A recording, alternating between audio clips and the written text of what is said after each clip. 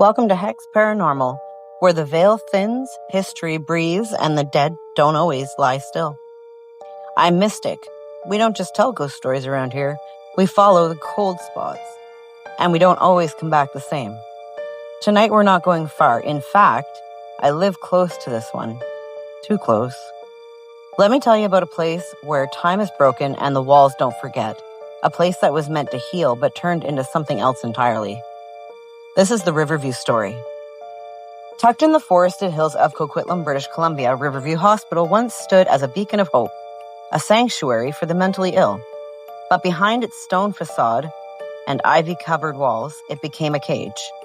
Opened in 1913 as Essendale, it was built to treat the most fragile minds. But as the decades passed and thousands poured in, Riverview twisted into something unholy. By mid-century, it was a city of the forgotten. Over 4,000 patients, many crammed into crumbling wards. Some were dropped off by family, others were court-ordered, and a few simply disappeared into the paperwork. Their treatments? Crude, cruel, electroshock, insulin comas, ice baths, and forced isolation. They say West Lawn was the worst. Cold stone, narrow corridors, and a feeling in your chest like something is pressing inward. Orderlies refused to walk the East Wing alone, not because of what they saw, but because of what they heard.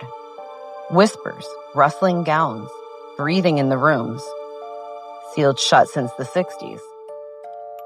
One doctor described it as a collective grief that never evaporated. Then there's the story of Tom McNeil, the maintenance man. He was last seen walking into the East Lawn basement to fix a blown fuse. He never came back out. The next morning, his flashlight was found pointing at a wall that didn't exist in the original blueprints. Some say that wall wasn't always there. Some say it still breathes. And then there's room 323. It's not on any map, but anyone who's worked in the West Lawn knows it. Patients assigned there would wake up screaming, insisting a woman was sitting in the corner rocking, her face hidden beneath black, dripping hair, her voice like crackling firewood whispering, "Let it burn." After a string of spontaneous fire alarms, the room was sealed. But at night, the sound of the rocking chair continues. No chair has ever been found. And always, there's the smiler, patient 1098-A. Admitted in 1927, she never spoke. She just smiled, wide, unblinking, like she knew something you didn't. She disappeared from her locked room one night. The door was still bolted, but she was gone. Tally marks were scratched into the walls, too many for her short time here. Too many for anyone's time. She's been seen since, drifting across the overgrown grounds, barefoot, her face pale as frost, grinning at the windows just before the lights go out. And now, Riverview is mostly abandoned. Nature's creeping back in, but so is something else.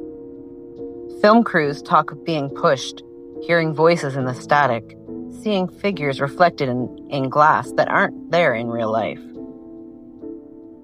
Even now, I swear sometimes, late at night, when the fog rolls heavily through, I can feel it watching. It's not just a place, it's a wound, still open, still bleeding, still hungry. Thanks for watching. I'm Mystic, and this was Hexed Paranormal. I live near Riverview Mental Institution, and some nights it feels like it's still reaching out for me. Stay curious, but don't answer when the dark calls your name. Some places don't just remember, they feed.